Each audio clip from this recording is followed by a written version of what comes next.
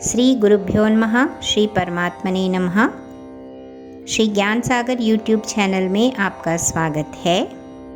आज हम सूर्य सप्तमी का व्रत के विषय में जानेंगे। भगवान सूर्य परब्रह्म का ही स्वरूप हैं। पूरा काल उन पर ही निर्भर है। सूर्य सप्तमी को अचला सप्तमी, रथ सप्तमी भी कहते हैं। अचला सप्तमी, सप्तमी का व्रत जो माताएं करती हैं उनके गर्भ में कभी संतान खत्म नहीं होती। उनके संतान की लंबी आयु रहती है, निरोगी रहते हैं, रोग नहीं होता, संपूर्ण प्रकार के कष्टों से निवृत्ति होती है। माताएं अपने संतान के लिए खासकर यह व्रत रखती हैं ताकि उनके बच्चे निरोगी रहे, दीर्घायु रहे, कोई कष्ट ना हो और सुखी रहे। माताएं इस व्रत को करती हैं संतान के निमित्त, इसीलिए इसे अचला सप्तमी कहते हैं। सूर्य सप्तमी, शिवपुराण में यह कथा आती है कि माता अदिति के गर्भ में बालक पल रहा था। उसी समय भिक्षा मांगने साधु आते हैं और माता को भिक्षा लाने में देरी हो जाती है तो साधु माता को श्राप दे देते हैं कि तेरे गर्भ से मृत बालक का ही जन्म होगा।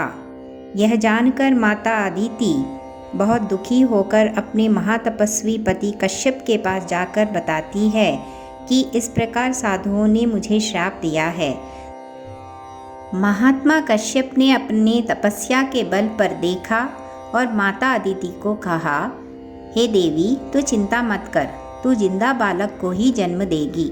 समय बीता और माता अदिति ने बहुत सुंदर जिंदा बालक को ही जन्म दिया।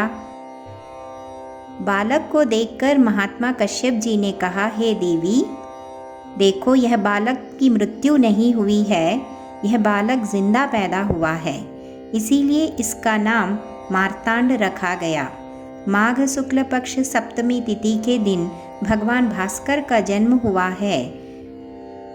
12 रूपों से भगवान सूर्य का जन्म होता है, इसीलिए माघ शुक्ल पक्ष सप्तमी तिथि को सूर्य सप्तमी के नाम से जाना जाता है।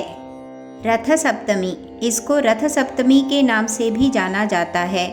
पहली बार भगवान सूर्य देव 7 घोड़ों से जुते हुए रथ को इसी दिन स्वीकार करते हैं। वो दिन है माघ शुक्ल पक्ष सप्तमी तिथि। इस दिन को भगवान 7 घोड़ों से जुते हुए रथ को स्वीकार करने के कारण इस दिन को रथ सप्तमी भी कहते हैं, आरोग्य सप्तमी भी कहते हैं। सांब पुराण में ये बात आती है। भगवान कृष्ण के पुत्र शांब को एक बार देवऋषि नारद दुर्वासा से श्राप मिल गया था और भगवान ने भी श्राप दे दिया था। अपने सौंदर्य का इतना बड़ा घमंड अभिमान होने के कारण तेरा पूरा शरीर कुष्ठ रोग से ग्रसित हो जाएगा, ऐसा इनको श्राप मिला।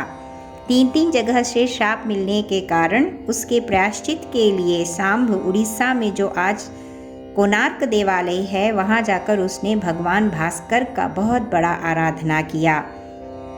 भगवान सूर्यदेव उसकी आराधना से प्रसन्न होकर मार्गशीर्ष शुक्ल पक्ष सप्तमी तिथि के दिन दर्शन दिए और उसे आरोग्य प्रदान किया और कुष्ठ रोग से मुक्ति प्रदान किया।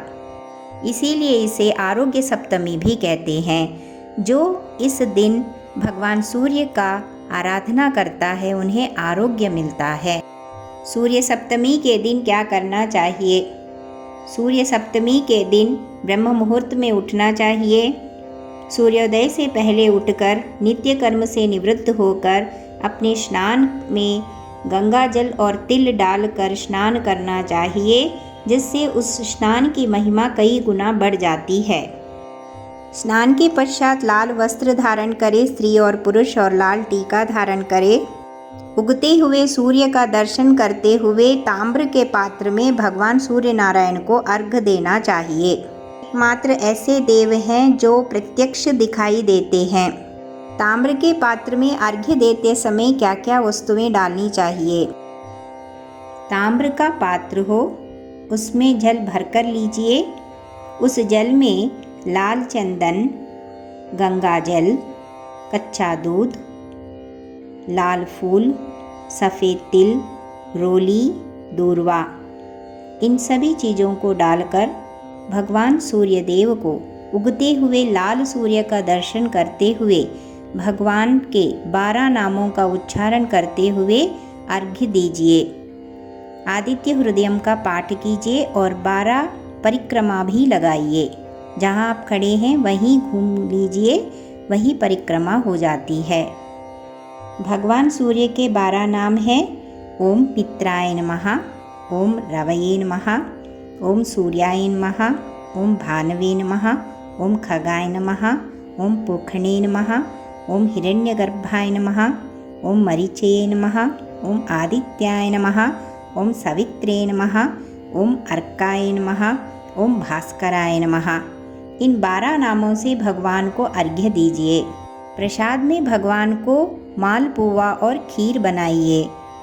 गाय के गोबर के कंडों के ऊपर अगर खीर बनाया जाए और वह भगवान को प्रसाद के रूप में अर्पण किया जाए तो वो बहुत अच्छा माना जाता है। कोई भी व्रत अगर आरंभ करना हो तो इस दिन से आरंभ किया जा सकता है। कोई व्रत छूट भी गया हो तो फिर से यहाँ इस दिन संकल्प करके उस व्रत को पूरा किया जा सकता है। व्रत का संकल्प अपने अपनी शक्ति अनुसार किया जा सकता है। एक बार फलाहार लिया जा सकता है या जो भगवान को प्रसाद बनाया है उसी को लेकर रहा जा सकता है। नमक नहीं लेना चाहिए। अपने अपने संकल्प पर ये आधारित है।